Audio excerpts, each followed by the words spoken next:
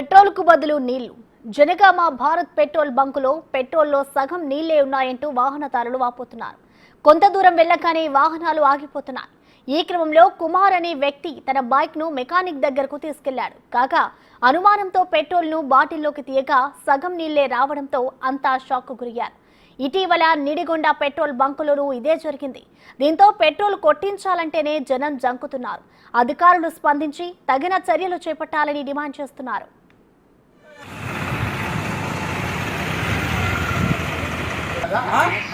మరి మాకు వచ్చి మరి మేము ఏం చేయాలి? ఎడగొప్పించుకున్నా నువ్వు అన్నవా ఇప్పుడు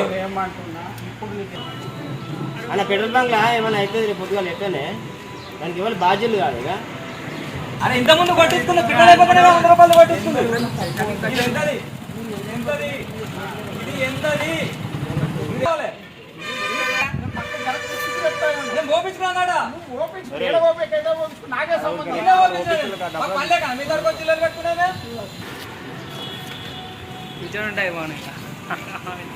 పెట్రోల్ దింపుకోవడానికి వచ్చిన బండ్ల పెట్రోల్ ఎక్కితే దింపుకున్నాక అసలు బండి స్టార్ట్ అవ్వడే లేదు. అసలుకి నా బండి ప్రాబ్లం అని మెకానిక్